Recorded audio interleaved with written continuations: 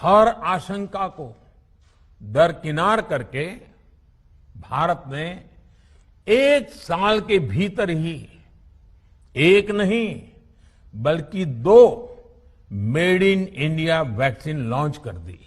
आप सब भली भांति जानते हैं कि पिछले साल यानी 1 साल पहले पिछले साल अप्रैल में जब कोरोना के कुछ ही हजार केस थे, उसी समय वैक्सीन टास्क फोर्स का गठन कर दिया गया था। अरे कहना क्या चाहते हो? इस बार जिसने भी प्रधानमंत्री जी का संबोधन लिखा, जिसने भी एडिट किया, उस पे रासुका लगनी चाहिए, कुछ भी लिख दिया। नमस्कार। करीब 1.5 महीने तक जनता प्रधानमंत्री जी को ढूंढती रही, टीवी स्क्रीन सूनी हो गई। आखिर 7 जून को प्रधानमंत्री जी टीवी पर आए। अब सबसे बड़ा सवाल, आखिर प्रधानमंत्री जी टीवी पर कैसे आए? क्या वो जनता का दर्द समझने आए? नहीं। अगर आप अप्रैल मई महीने में सुप्रीम कोर्ट की खबरों से परिचित हैं, तो आपको जवाब मिल जाएगा।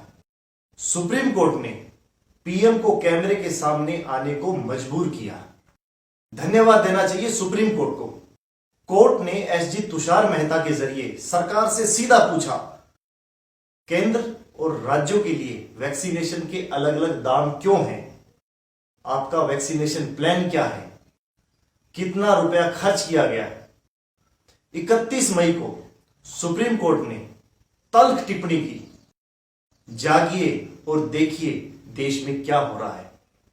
2 जून को सुप्रीम कोर्ट ने फिर फटकार लगाई और कहा कि कोरोना की तमाम वर्क रिपोर्ट जमा करें, कहां रुपया खर्च हुआ जमा करें, हल्फनामा दें। कोर्ट की इसी फटकार ने प्रधानमंत्री को टीवी के सामने आने को मजबूर किया और इसी चक्कर में, जल्दबाजी में लिखने वाले ने गलतियां कर दी।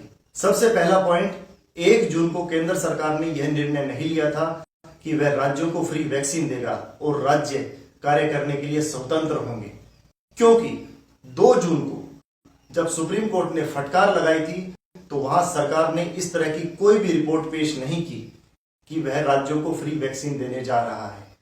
इसलिए जो टूल किट पीएमओ प्रचारित कर रहा है कि 1 जून को सरकार निर्णय ले चुकी थी, वह सफेद झूठ है। ये कुछ राष्ट्रवादी पत्रकारों के ट्वीट है जो पीएमओ को बचाने की कोशिश कर रहे हैं। अब चलिए देखते हैं कि सरकार ने कोरोना की लड़ाई में कितना रुपया खर्च किया। के लिए जरूरी फंड दिया गया। हर स्तर पर सरकार उनके साथ कंधे से कंधा मिलाकर चली। आत्मनिर्भर भारत पैकेज के तहत मिशन कोविड सुरक्षा के माध्यम से भी उन्हें हजारों करोड़ रुपए उपलब्ध कराए गए। रुकिए सर, आपने फिगर सही नहीं बताया।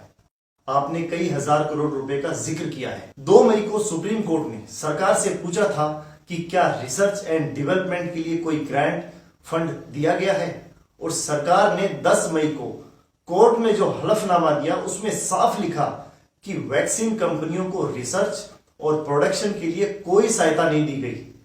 12 नवंबर 2020 को वित्त मंत्री निर्मला सीतारमण ने 900 करोड़ रुपए वैक्सीन रिसर्च के लिए दिए जाने की बात कही। अप्रैल 2021 तक, यानी कोरोना की दूसरी लहर तक, इन 900 करोड़ में से सिर्फ 500 करोड़ रुपए खर्च किए जाने की बात कही। अब ये 500 करोड़ रुपए किसे दिए गए, कब दिए गए, इसकी कोई जानकारी नहीं है। इसलिए कई हजार करोड़ रुपए दिए जाने के बाद सिर्फ प्रायोजित मीडिया और टूल किट के जरिए झूठ फैलाने के अलावा कुछ नहीं है, क्योंकि न्यूज चैनल आपसे सवाल नहीं करेगा। भारत ने कितनी वैक्सीन बनाई, बताइए सर। भारत ने 1 साल के भीतर ही एक नहीं बल्कि 2 made in India vaccine launch कर दी। सिर्फ कोवैक्सीन को भारत की वैक्सीन कह सकते हैं। कोविशील्ड भारत की नहीं, ऑक्सफोर्ड के रिसर्च के द्वारा बनाई गई वैक्सीन है, यानी ब्रिटेन की। भारत में सीरम इंस्टीट्यूट इसका सिर्फ प्रोडक्शन करता है, इसलिए सिर्फ कोवैक्सीन ही भारत की वैक्सीन है, कोविशील्ड नहीं, सिर्फ एक वैक्सीन। पीएम बता रहे हैं कि भारत में वैक्सीनेशन की रफ्तार पूरी दुनिया में तेज है। सुनिए। आज जब मैं आपसे बात कर रहा हूं तो देश में 23 करोड़ से ज्यादा वैक्सीन की डोज दी जा चुकी है। भारत में वैक्सीनेशन की रफ्तार आज भी दुनिया में बहुत तेज है, अनेक विकसित देशों से भी तेज है। 23 करोड़ तो ठीक है, लेकिन अधूरा बोला। फुल वैक्सीनेशन की बात नहीं की गई। अगर फुल वैक्सीनेशन की बात करें तो यह संख्या करीब 4 करोड़ लोग हैं, जो देश की आबादी का मात्र 3% है। और पूरी दुनिया से तुलना करें तो हम बहुत पीछे हैं। 23 करोड़ का आंकड़ा सिंगल और डबल डोज दोनों को मिलाकर जनता के सामने पीएम ने पेश किया।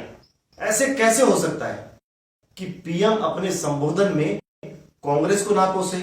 चलिए सुनते हैं। आप पिछले 50-60 साल का इतिहास देखेंगे तो पता चलेगा कि भारत को विदेशों से वैक्सीन प्राप्त करने में दशकों लग जाते थे। आदरणीय प्रधानमंत्री जी, भारत ने 1991 में टीबी की वैक्सीन बना ली थी, स्मॉल पॉक्स की वैक्सीन 1965 में, पोलियो की वैक्सीन 1970 में, मीजल्स का टीका 1980 में, ओरल कोलेरा का वैक्सीन 2010 में और 2012 में जापानी बुखार की वैक्सीन आ गई थी। और हर बार कांग्रेस की सरकार थी। 70 के दशक में चेचक, 2005 में पोलियो और इसी समय कोलेरा पर भी कंट्रोल पा लिया गया था। और पीएम कहते हैं कि देश में वैक्सीन नहीं आ पाती थी। पर चिंता मत कीजिए, आपका प्रायोजित मीडिया आपसे सवाल नहीं करेगा। अपने संबोधन में पीएम को देश का संघीय ढांचा याद आया। हैरान मत होइए कि संविधान में चूंकि हेल्थ, आरोग्य प्रमुख रूप से राज्य का विषय है, इसलिए अच्छा है कि सब राज्य ही करें। इसलिए इस दिशा में एक शुरुआत की गई। यह संघीय ढांचा कोर्ट की फटकार के बाद याद आया, वरना नोटबंदी, जीएसटी, कृषि कानून और सीएए जैसे मामलों में संघीय ढांचे की बिल्कुल याद नहीं आई। अब आप सोच रहे होंगे कि बाबा रामदेव पर पीएम ने कुछ कहा क्या? चलिए सुनते हैं। कुछ लोगों द्वारा ऐसी बातें कही गई जिससे आम लोगों के मन में शंका पैदा हो। कोशिश ये भी हुई कि भारत के वैक्सीन निर्माताओं का हौसला पस्त पड़ जाए और उनके सामने अनेक प्रकार की बाधाएं आए। जब भारत की वैक्सीन आई तो अनेक माध्यमों से शंका आशंका को और बढ़ाया गया। वैक्सीन न लगवाने के लिए भांति भांति के तर्क प्रचारित किए गए। इन्हें भी देश देख रहा है। ये कौन लोग हैं? क्या ये कांग्रेस के लोग हैं? क्या ये देश विरोधी लोग हैं? क्योंकि पीएम के शब्द बाबा रामदेव पर बिल्कुल फिट बैठते हैं। पर सरकार के मंत्री तो कहते हैं कि जो स्वामी रामदेव का सपना है वही सरकार का सपना है। क्योंकि कोरोना की लड़ाई में देश ने करीब 600 डॉक्टर्स को खोया है और इन्हीं डॉक्टर्स का मजाक उड़ाने वाले बाबा रामदेव पर अभी कोई कार्रवाई नहीं की गई। बाबा रामदेव तो खुले में यह भी कहते हैं कि किसी का बाप उन्हें गिरफ्तार नहीं कर सकता, क्योंकि बाबा रामदेव इस बात को जानते हैं कि केंद्र में कांग्रेस की सरकार नहीं है।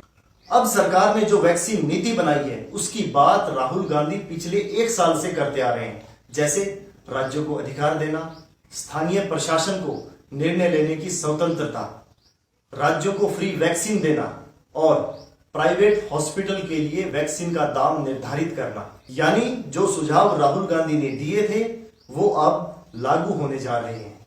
अब सुप्रीम कोर्ट ने सरकार को जवाब देने के लिए कहा है, पूरा हिसाब मांगा है। इसलिए पीएम को टीवी पे आकर बोलना पड़ा ताकि कोर्ट में अगली फटकार से बचा जा सके। अब सबकी नजर होगी सुप्रीम कोर्ट में अगली सुनवाई की। सतर्क रहें, सावधान रहें। धन्यवाद।